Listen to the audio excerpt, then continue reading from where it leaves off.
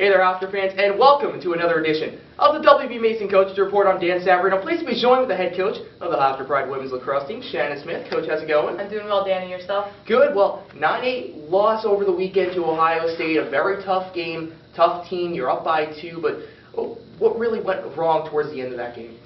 Yeah, we lost kind of momentum there at the end of the game. We didn't finish our shots that we had opportunities on. We could have probably pulled the ball out, hold it a little bit longer, get the offense moving to take some time off that clock. And then we had some silly yellow cards in there that allowed Ohio State to get back in. They scored some man-up goals on us. But overall, our girls played really hard. The game was very even throughout. We kind of lost the game in the last 5 minutes, and unfortunately, you got to play a full 60. You can't just play 55 and expect to win. Well, obviously, you want the win, but to still lose to a program that was ranked and nationally ranked and only lose by a goal and you were up, does that give you somewhat of a morale boost? I think, we look back at the game and our girls played really well, and collectively as a team we got a lot better from where we were the previous game. So right now we just have to build upon the positives that we had from that game to get better at those, and some of the negatives that we have, we got to improve upon. So hopefully that doesn't happen to us again. And overall, that game against Ohio State will prepare us better for our conference. Well, Brittni Tamari, 7 draw controls, just a career high for her. She also has 2 goals and 3 assists. But just overall, Brittni's been just unstoppable this season. Over 30 points on the year in just a few games and 8 games that you've played. What has it been about her this season that she's taken that next jump in her game? Yeah, I think she's developed her game a lot more, and she's been working extremely hard. She puts in a lot of work outside of practice to be able to get to where she is right now. We're still working on a few different areas so that she can improve upon those, but Brittni's been doing a phenomenal job for us, and we're going to keep asking more from her and to keep doing what she's doing, and taking the draw control is something that we asked her to do this year, and she's been stepping up huge for us. So we're really happy with her right now, and we're really excited to see what else the rest of the season has in store for her. Emily Costanza, 2 goals this past game. First 2 goals since the hat trick, actually, against Colgate. What does it do for her as a confidence boost going forward? Yeah, I think it's huge for us that Emily was able to step in there against Ohio State, get 2 huge goals for us in the second half, and we're really excited about that, and we're hoping to get Emily back into the mix here going forward and to keep her healthy. When you look at some of the other players who have been starting to step up, it's been some of the seniors who last year weren't really contributing, but now this year are taking that big jump. Lindsay MacKinnon being one of them. She's one of the top 5 in points for the season. What have you seen from Lindsay that's grown from last year to this year? Yeah, Lindsay's a lot more confident out there on the field, and she's worked really hard in the off season, and we can definitely see that, and she definitely gained her spot on the team.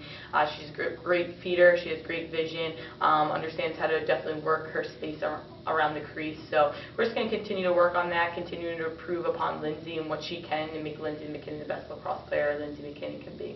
When you look on the defensive side, last year such a young group, now another year of experience, but you're bringing back pretty much some seniors who have been having some fantastic seasons so far. Emily Corzell being one of them, Jamie DiArco the other. So for those 2, what kind of leadership have they been bringing on the defensive end?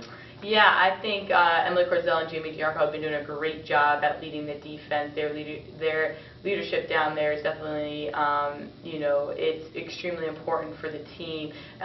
Emily Corzell hustles all over the field, and so does Jamie, and I think that just inspires everybody else around them to work harder, to see their seniors laying it out on the field all the time, because they know it's kind of their last go around here. I think it's really exciting for the other defenders to see. They're really becoming a very unique unit down there, and it's really exciting to watch. How do you think they're adjusting to the rule changes so far, now 8 games in?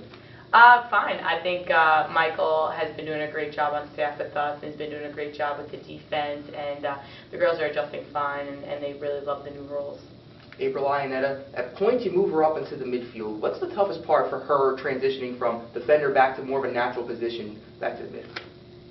Yeah, April, she's one of those players that can kind of play all over, so we kind of, each game is a little bit different for her from what we ask from her, but she's been doing a fabulous job for us on the defensive end, doing a great job on the draw controls, and we're hoping to get some more goals out of her as the season goes on, but she's doing great, and we're really excited to watch her play as well. You go into the middle of the season now, you're going on the road, a couple games here, Temple on Wednesday, Albany on Saturday. Does this group joining maybe a nice road trip do something good for this team? Yeah, we're on spring break right now, and so we got 2 tough games coming up here. We got some things planned for them, a lot of kind of team bonding. I think the girls are just really excited to get a week off here from school and kind of focus on lacrosse and get ourselves better. We got a couple of huge games, like I said, and the road trip will definitely be a lot of fun. It'll be great team bonding for them. Well, the midweek game against Temple, what do you see from this Owl squad? Temple is, they're fast, they're athletic, defensively, they're really tough. They have a couple of different looks, so we're just preparing for that offensively. And then their attackers are great as well, and we're going to have to really play a team defense down there, and we're going to have to really lock in on the defensive end to hold the Owls as little as we can on the scoreboard, and hopefully our attack can produce a lot of goals. Now you head up to the state capital of New York, up at Albany, face the Great Danes, a team that averages more than 16 goals per game, such a high offensive team, kind of almost like the men's team up there as well. But what do you have to do to shut them down, and what do you want to see from your defense this coming Saturday against a team that's unbeaten right now and is beating teams that have been receiving votes in the polls?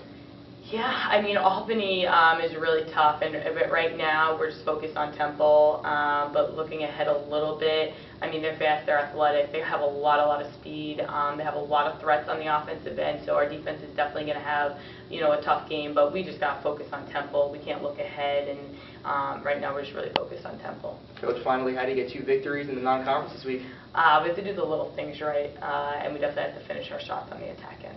The head coach of the Hofstra Pride women's lacrosse team, Shannon Smith. That'll do it for this week's edition of the W.B. Mason Coaches Report.